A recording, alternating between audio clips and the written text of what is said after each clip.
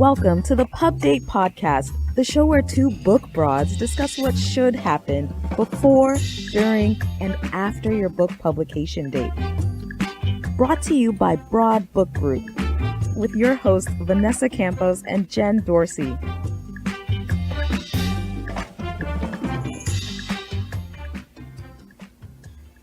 Welcome to the Pub Date Podcast. Vanessa, hello. How are you? Happy Friday. Happy Friday. I'm doing pretty decent. There's a lot of work to be done at the BBG offices, but you know what? I like taking a break, hanging out with you.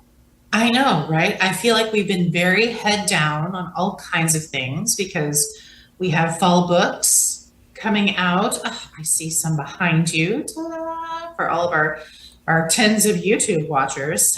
We have some books back there. And we're getting ready to put a very big book to bed, at least to the printer. Hopefully today, possibly tomorrow. Putting last minute touches on that. So things are exciting here. Very exciting. We're rolling and dealing and having conversations. And I think that one of the big things is, the questions that come in through DMs and the info@broadbookgroup.com, where if you do have questions, you can always send them in. But we've been getting a lot of interesting questions that we think that we should probably make a podcast episode about. Absolutely. I love these kind of potpourri mailbag Jeopardy style shows that we do because there's just so much to learn. And I feel like every time we do, a 30 minute episode about one topic, it just spins out, a bunch of other topics that we should do shows. Right. So for sure, today we're going to hit some of the highlights of those. So one thing that we have talked about multiple times in the past is book covers. Yes. Speaking of the beautiful ones behind you, we know the importance of it because that's what we do every day, and our designers know the importance of it as well. But one question that we had was, I've heard a lot about the importance of a good book cover, but what about the back cover? Does that matter? Is it important? What's the scoop with the back cover of a book? I think the back cover is just as important as the front cover. And I would say that if I'm going to rank them, it's going to be, okay. All right. So if you're on Amazon, it's going to be front cover, back cover, and you don't even consider the spine. But if you're in a bookstore, consider the spine, then the front cover, then the back cover, because the spine, most of the books on the bookshelf, like physical bookshelf, what's going to stand out is that spine. And I love it to be something striking, something that is not used right now. It's not in fad. I like going against the grain a little bit. And when you pick up a book, think about the consumer. Pick up a book, you go to the cover, you look at the title, you like the title, tell me more about it, the subtitle. Let's talk about the subtitle. So the title can be something like, okay, for example, our April book, the title is The Shift. If you were to pick it up, you want to know more about the shift, right? You do. Absolutely. What am I shifting?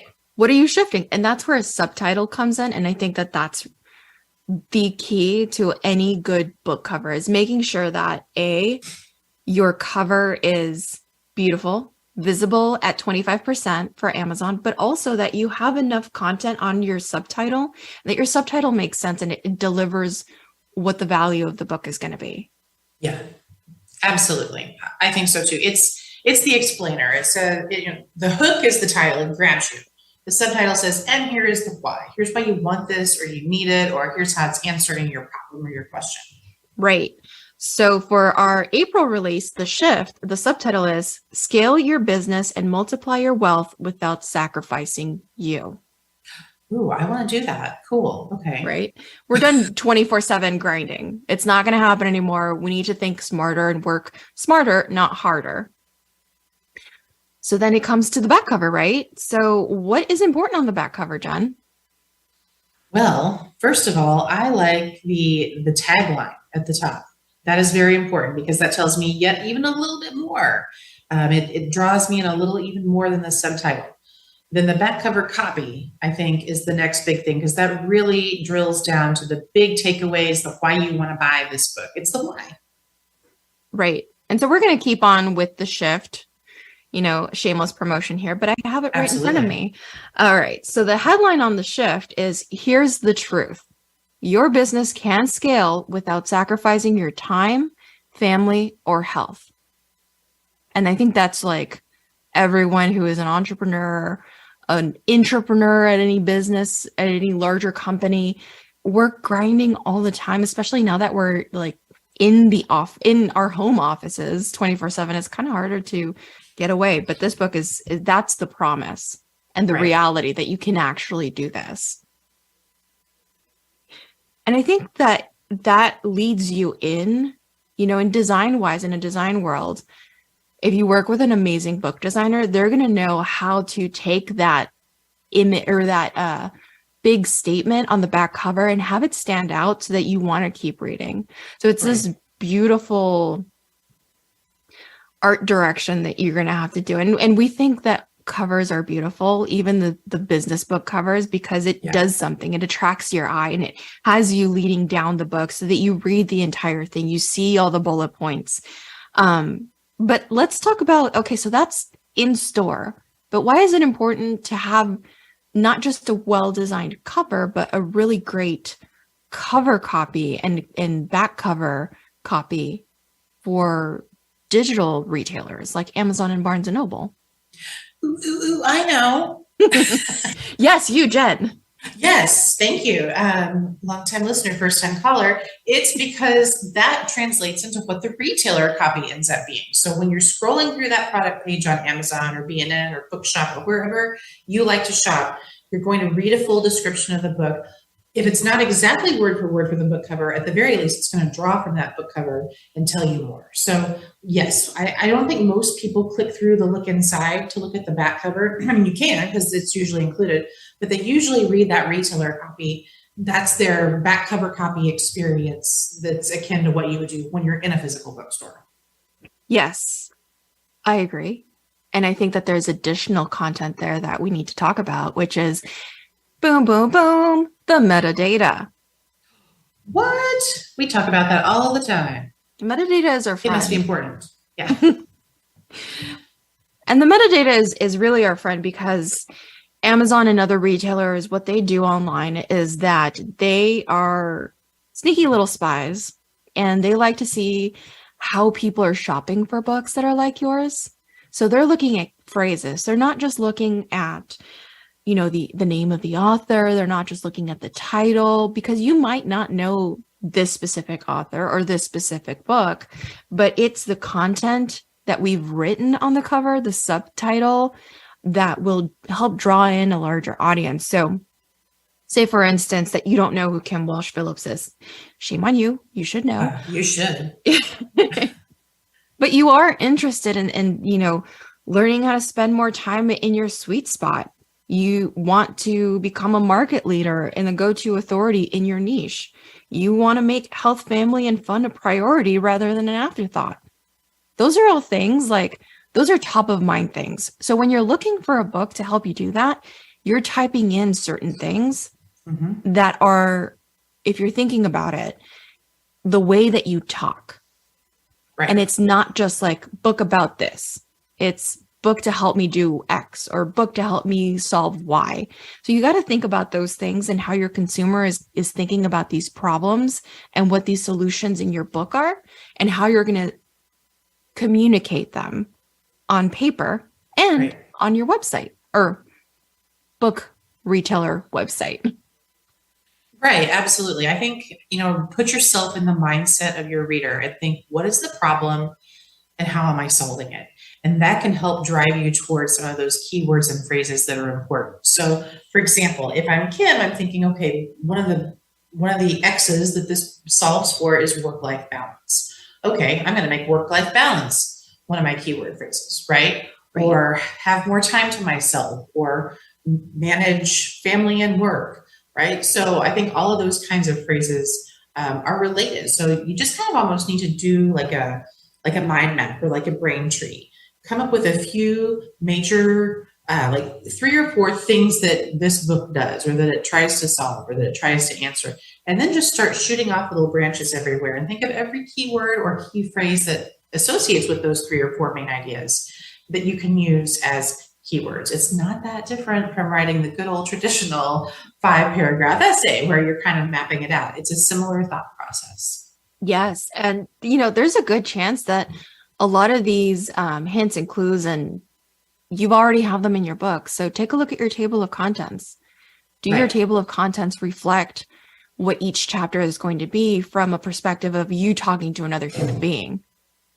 Exactly. So I think that's really, really important. We'll get into AI maybe one day, and why, AI is cool, but it may not be the best opportunity to write a book. Don't write a book with AI. Please don't. Please don't. So I said it, I said it in a moment of websites and all the websites, but I think a lot of people forget, when you're doing a book, you think, okay, the book is out there and the retailers are going to do all the work. They're going to do all the work and we're going to include all the metadata. But what about a web page, a splash page for your book on your website? Or if you don't have a website, you make one. Yeah, you kind of need it. Yes, I think that's absolutely a must do. And that ties into this whole conversation about discoverability and, getting a better footprint for your platform and all that good stuff. I would say if you already have an existing website, you're a speaker or you're an expert in your field, which if you're writing nonfiction, you absolutely should be. Otherwise, you maybe shouldn't be writing the book.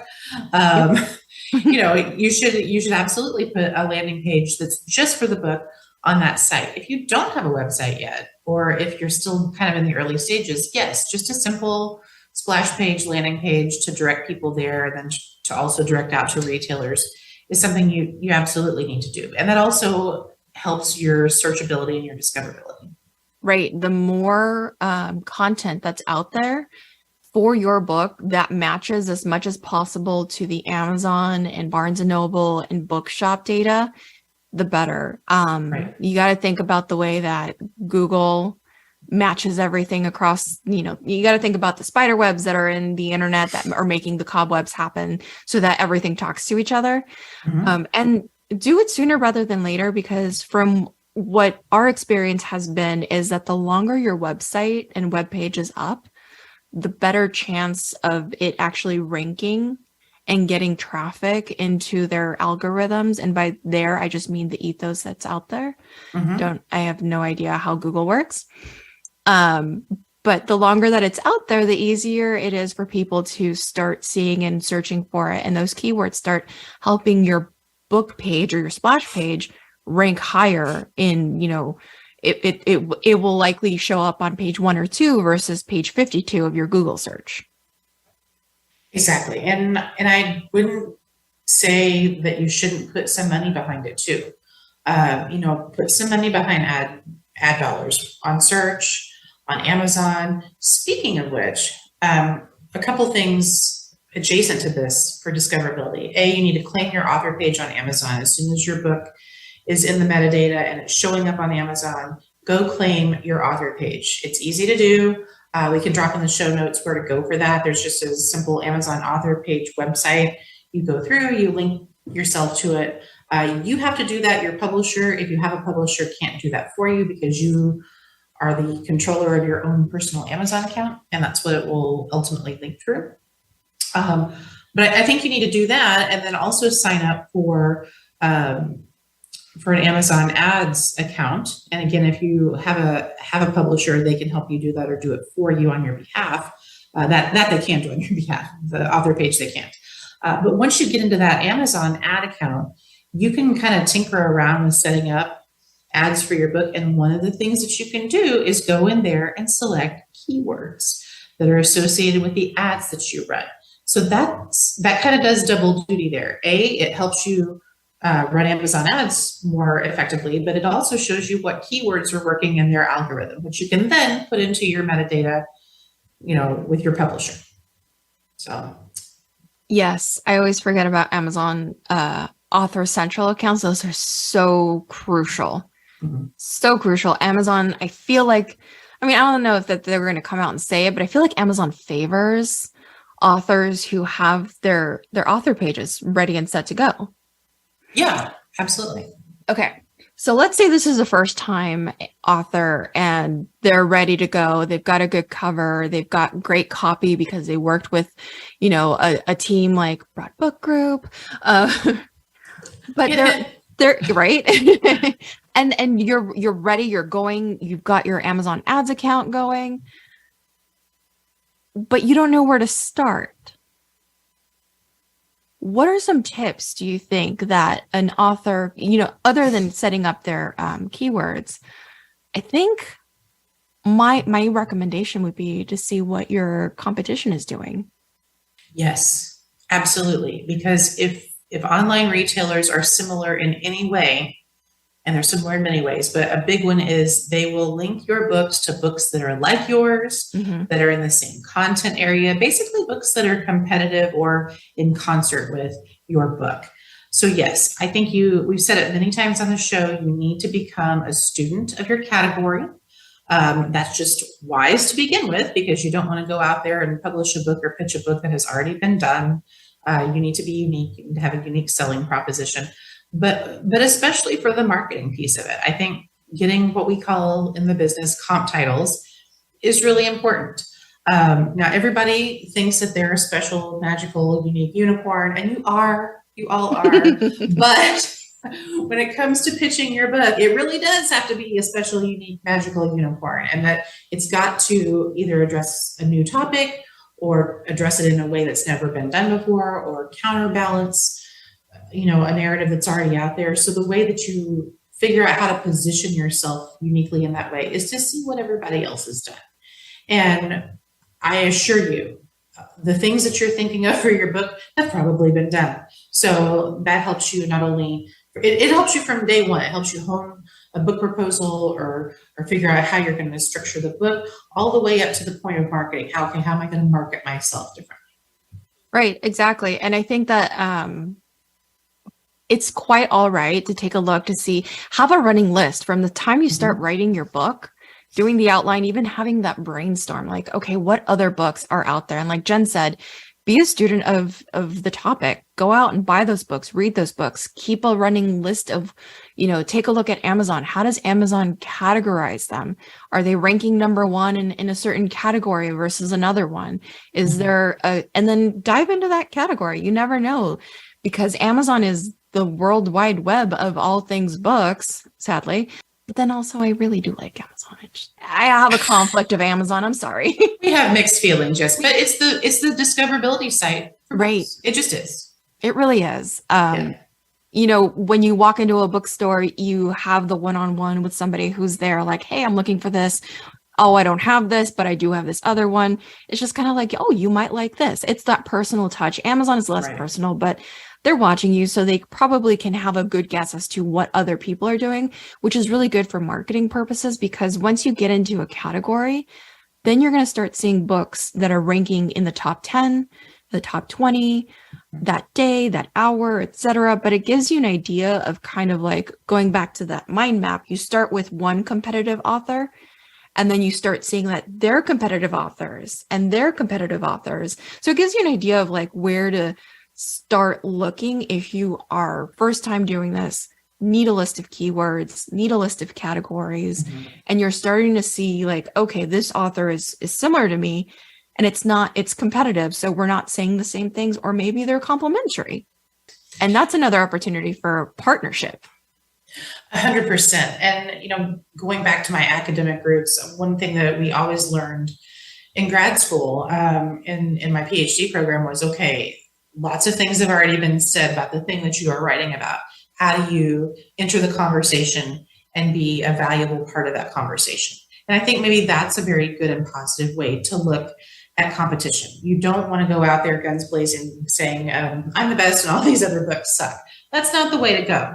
It's competitive. Yes, the marketplace is competitive, but it can also be, as you mentioned, complementary. And so if you go in with the mindset of, I have a unique thing to say, it's similar to X, but it's different from Y, and here's why it's important, and here's how we can all play in the sandbox together. I think that's a really good way to look at competitive titles.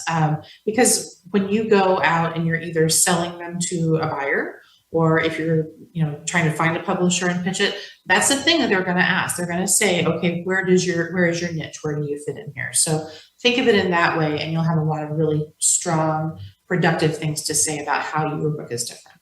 Right. And if you're sitting there and thinking, my book has never been done, there's no book out there like this, there are books X here, but nothing like my book, I suggest you stop and go read another book, because there is likely a book out there that's like yours. You just haven't found it yet. And that's a wonderful thing. And, about Amazon too, is that they have all of these books at your fingertips that you can find a book that's like yours. But if you are dead set that no book is like yours, take a pause, take a breather, and reconsider what you're doing. Absolutely. And, speaking about that collaborative complementary piece, that works in your favor with digital retailing, because your people are going to search for books that may not be yours, but your book may then pop up on that. You may also like this kind of ad. And so it's good to play well in the sandbox with others, for sure. Oh yeah, that's my metaphor of the day. Good to play in the sandbox with others. And don't be afraid. Like, if your book talks about, I was working on a different client, and they have a book about warbirds, which AKA are planes that were used in wars, from history in World War I, World War II. And the book was releasing around the time of Top Gun. Nice. So it kind of like matched up. So we tried a little bit of keyword searching through that, and it ended up doing okay. Not the best, obviously, because we were competing with Top Gun merch and hats and all of that stuff, because everybody else is.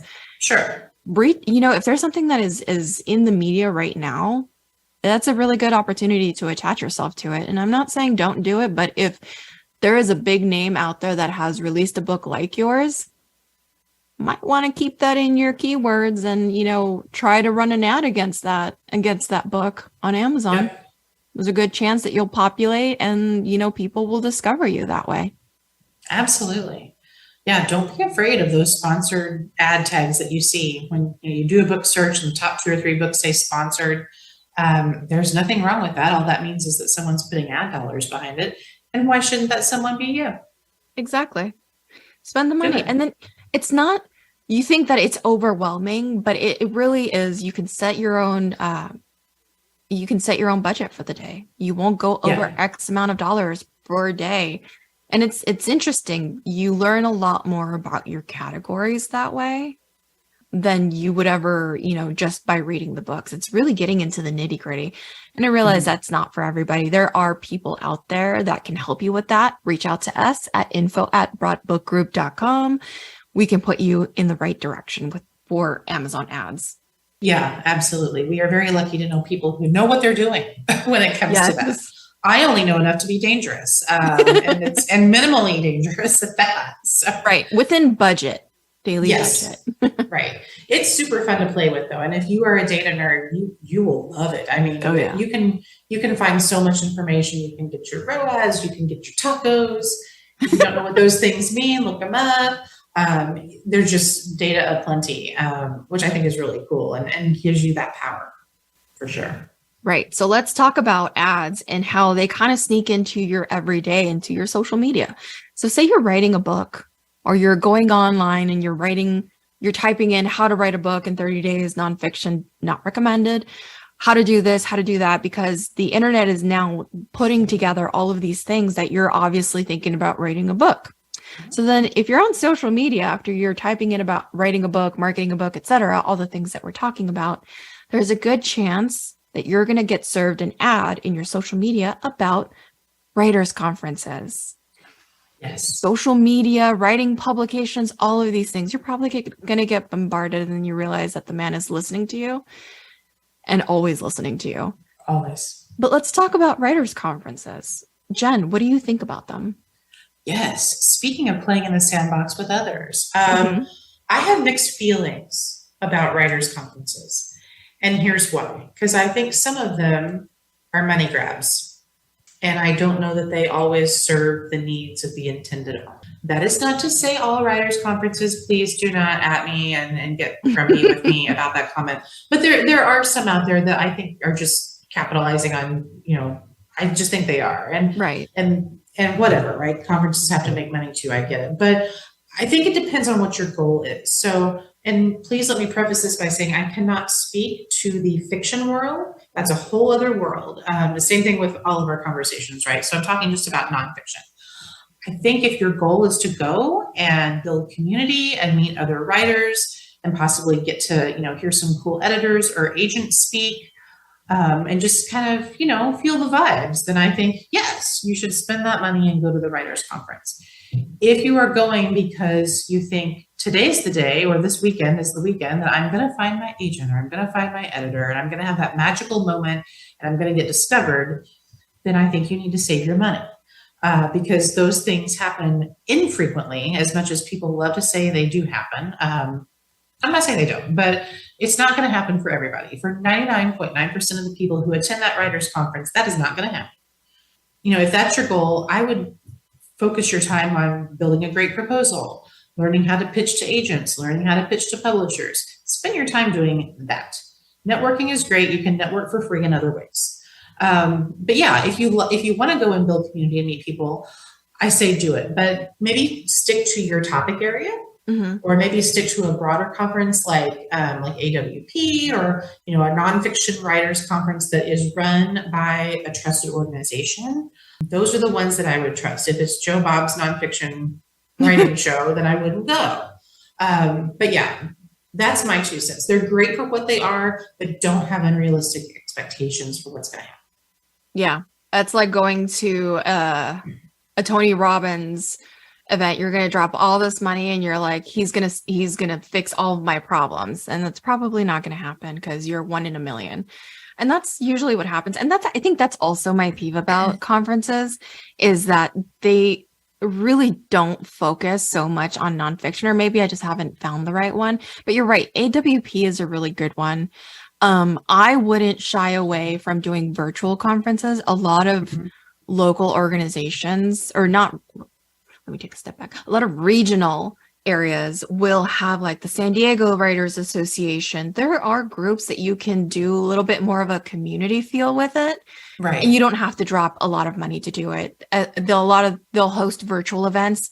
Facebook and LinkedIn are really good places to find writers groups. IBPA is great. IBPA, Pub West. Pub West. They're all out there, and they find something that is going to give you resources, not just for the writing part, but the entire journey, I think. Exactly. And I would say, to piggyback on that too, sometimes your money and your time is better spent going to conferences that are within your topic area, especially if you're an academic. I mean, there's so many academic conferences. And so, I would say prioritize those to really kind of dig into your content area. Right. Play in the same sandbox, see what other people are doing that are different. And, you never know when a good partnership can come out of something like that. Absolutely. And if you walk into a place and nobody wants to talk to you because they think that, they're doing the same thing as you, and then they're going to steal your ideas and you're going to steal their ideas, et cetera, that's not, walk away. Right. Walk away. That's not a sandbox you want to be in. No. And that goes the same with, when you're looking for other people to work with. If they're not willing to share the information and get you into the right partnership, then red flag. Yep. Find another sandbox. As for us, our sandbox is always open. So come on over and play. We're at Broad Book Group on all the socials. And that's all we have time for today. This was great. We've got to do another mailbag soon. Always. Oh, absolutely. Well, thank you so much. Have a great weekend. We want to thank Paul Roberts, our producer, and Emily Carpenter-Pulskamp from Little Ray Communications, our executive producer. Thanks, everybody. We hope that you gained some valuable insights into the world of book publishing. Head over to broadbookgroup.com to learn more about us and all our services. And be sure to check out all our social media at Broad Book Group. Until then, keep publishing.